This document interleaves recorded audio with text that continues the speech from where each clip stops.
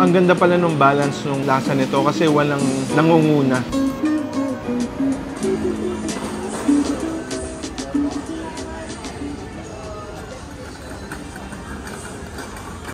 Chinatown naman ng Singapore ang explore natin ngayon. Nakailang balik na kami dito sa bansa na to pero ngayon lang ako makakapunta dito. Silipin nga natin kung anong meron dito sa Chinatown Complex Food Center. 3 floors ata to at puro mura at saka maraming choices na makakain. Uy, first Chinatown subok kay Akong Wakwok. Nakita ko to nung nag-research ako ng konti bago pumunta dito. Kaya parang nakakita ako ng artista, nakita ko si Akong. Gusto ko i-try kasi yung itsura niya, para sa akin mukha siyang radish cake, mahilig ako doon. Pero tinanong ko naman si Akong, parang rice cake daw to. Ayan o. Na may sauce. Gusto ko na malaman, sabi niya haluin ko mabuti. May minced garlic. At hindi ko alam kung ano yung isa. Pero Hokkien daw to, Hokkien. Okay, try natin.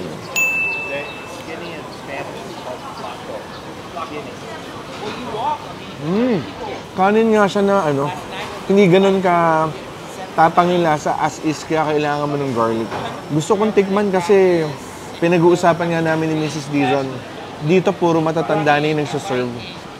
Siyempre lahat naman tayo mawawala sa mundo, no? Hindi ko lang alam kung may magtutuloy pa kasi no negosyo niya. Kaya kung kaya nating tikman yung mga sinaserve nila, di ba? Ito talagang gusto ko i-experience-in. Hindi ordinaryo to sa tingin ko, Very feeling yung ano niya. Pakiramdam, hindi strong flavors, comforting. Dahil dun sa garlic, parang ang naging epekto niya yung sa lumpiang gulay natin. Yung savory na lumpia natin na merong sariwan lumpia. Ganon. At meron siyang bits lang ng mga fish tasting, ano. Siguro mince ng mga giniling na lang na isda yun. Simple lang pala to. Parang malahibe yung ano end note na nakagat ko na yun Hokkien takoyaki, malaganon. Dahil dun sa hibe nakagat ko. Pero makanin siya. Dahil nga dun sa rice cake. Okay. Clay pot rice. Order mo to Kay Mrs. Dizon to paborito niya to Tapos, parang yung may burns na nung sauce sa ilalim. Pwede na to. Ayun, may sunog-sunog. Yun yung hanap mo, yung lutong-lutong ng kanin. Sarap talaga ng lasa nito. Yung sausage, yun yung para sa akin yun yung personality ng ganitong dish Yung sausage na gamit. Paminsan, nakakatsamba nung ganitong klaseng sausage sa Chinatown natin. Kaya ang sarap din ilagay sa kahit sa sinaing lang. Pero ito kasi, ang sarap ng sauce na ginagamit, tapos magtututong pa dun sa ilalim. Swak na swak Hindi natin yung chili sauce Gulay naman. Sarap. Mas gusto ko ng walang chili sauce. Ma-enjoy ko na yung lasa nung dark soy nitong dish na to. Sarap. Kanin event. Pero maghahanap kaya ako ng something na pampares dito. Parang gusto ko ng dumpling or anything. Ito pala, nabudol ako nito. Nakalagay kasi Michael Jackson. So, nag-gets ko naman agad, black or white. Kasi may black grass jelly. Pero hindi ko lang alam kung yung white element. Tingnan natin. Okay. Soy and black jelly. Budol. Pero okay na rin. Ito, kung kanina, jam ni Mrs. Dizon, ako nakahanap ako ng gusto ko. Pagkaligo ko lang ng kanto doon, nakita ko na agad mixed mutton soup. Pero, napadalawang isip ako, meron kasing order na puro balls lang. Siyempre, ordering ko ng kumpleto, Try natin ng bahagya itong balls na to. Isa lang, pero sa dami naman ng piyesang kasama Ayan, may coriander. Try natin.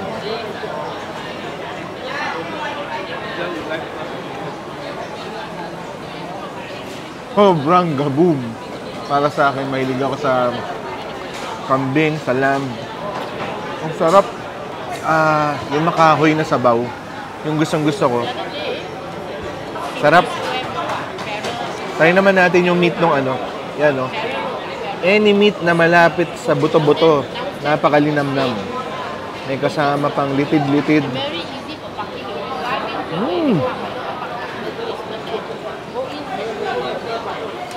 Sobrang sarap. Sabi ko, iuulam ko lang dito sa clay pot rice eh. Sige, ulam ko na rin. Pero doon pa lang, masaya na kasi ako eh. Rice.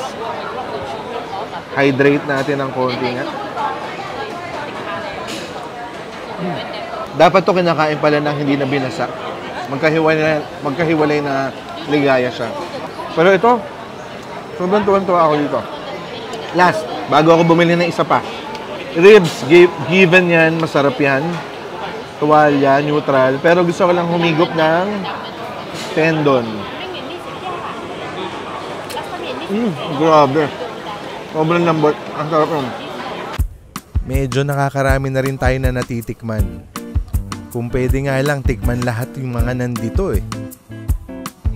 Siguro may space pa tayo para tumigim ng isang medyo sikat. Ito parati ko itong nakikita sa mga videos. Tikman nga natin to.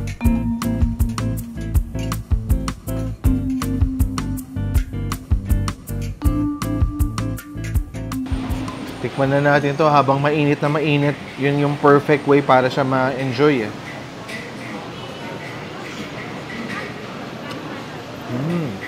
Talaga dapat pagkaluto kainin mo na. Ang sarap ng pasok na sa mouth kasi alam mo yung binder niya, may malapot na feel sa tapos sobrang init. Ang sarap nung pasok pati yung wok hei, welcome na welcome agad sa panlasa mo. Dear customers. Parang nakain ko na lahat. Yung cutlery na sinasabi nila, yung sausage, yung egg, yung toge. Ganito. Ang ganda pala nung balance nung lasa nito kasi walang nangunguna, walang sumasabog. Kumbaga nasa gitna siya. Ang ibig sabihin ko, hindi siya maalat na maalat, hindi siya matamis na matamis. Kumbaga, balansyado pala siya. Yun pala yung experience nito. Ako yun naman sasabi ko eh, parang warm yung pasok, warm sa dibdib yung pasok. Masarap. Para natin kung sinasabi, may hagod. Yun na nga, sobrang comforting nung lasa. Hindi ka niya dadalihin sa, wow, sobrang tapang ng alat nito o sobrang tapang ng spices. Hindi. Lasang pagmamahal, kumbaga, ganun siya. Yun, ang solid nung tikiman na nangyari. So, dapat mamasyal muna dahil pampababa ng mga kinain. Always dito sa Singapore, ang sarap maglakad-lakad kasi ang linis. Tapos trend ka lang, ang dami mong makikita, daming pasyalan. Para pagdating ng gabi, ready ka na namang kumain. Yun ang hindi nauubos dito, kakainin. Para sa dinner, sinama ko si Topper para pakita sa kanya yung Chinatown at makatikim siya doon. Kaso, late na pala masyado, sarado na. Buti na lang nakita namin na meron pang isang complex na meron ding kainan. Ito yung People's Park. Nakakalito. Ang galing ng tsamba namin, People's Park Center. Ginabi kami, dapat kakain kami sa Chinatown Arcade. Sarado na. Parang solid din tong tsamba na to. Bago ang lahat, unahin ko na yung Xiaolong Bao. Lagyan ko ba ng ano? Then higupin ko muna yung sabaw. Ang sarap ng lasa niya. Medyo makapal lang yung pambalot niya. Pero ang sarap ng lasa niya. Yan, tingnan mo. Tingnan mo. Not bad. Sa lahat ng in-order natin, parang namumurahan ako eh. Titikman ko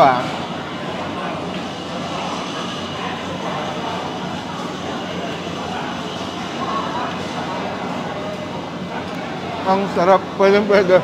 Ang lambot ng pork. Walang masamang lasa. Walang lasang, alam mo yung baboy na ano. Ang sarap. Dapat lang kainin na agad kasi ang bilis lumamig. Titigman ko na tong... Ito, nagulat ako dito. Madami yung order na to.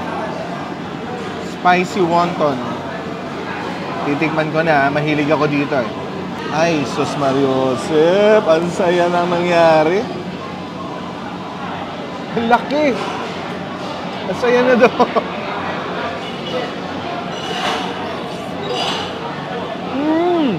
May wansoy pa talaga eh. Itong isa na to, amoy at itsura pa lang, panalong-panalo na.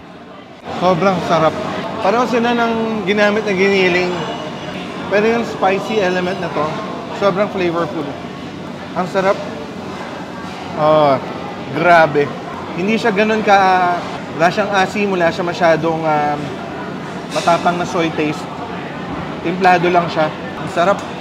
Isa pa. Gusto kong kalahatiin, gusto kong makita yung ano yun. Ang laki niya, ha? Tsaka mas malambot yung wrapper nito. Ito yung dumpling na timplado na, hindi mo na isasawsaw. Nandun na eh, sila na naghalo. Kaya siguro na yung timpla. Samba. Ang galing natin. Titikman ko pa to, pero enjoyin ko muna to, ha? Sarap sobra.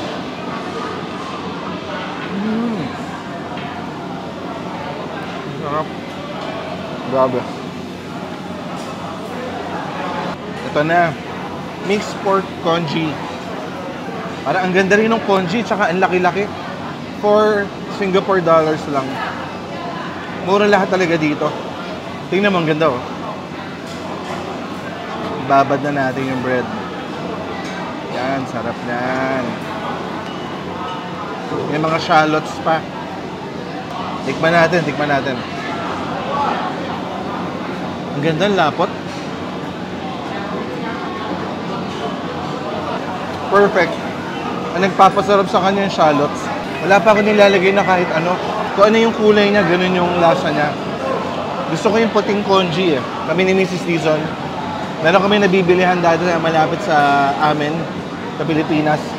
Nagsara, pero yung fish congee na una namin natikman sa Hong Kong, sobrang sarap, gusto namin. Ganun yung lasa ng congee na to. Parang basic lang. Wala namang... Alam ko hindi mahirap gawin, pero ang sarap lang. May utak ata ito. Ang sarap. Ang creamy nung huling kagat ko eh. Yung huling kinain ko. Ang sarap. Itong lahat na to, gabum na gabum. Wagi. Yun! Solid tikim adventure na naman. Ibang klase yung Chinatown Complex ng Singapore. At buti talaga tsumamba tayo sa People's Park. Pwede yun, late night at masasarap ang pagkain at murang-mura pa.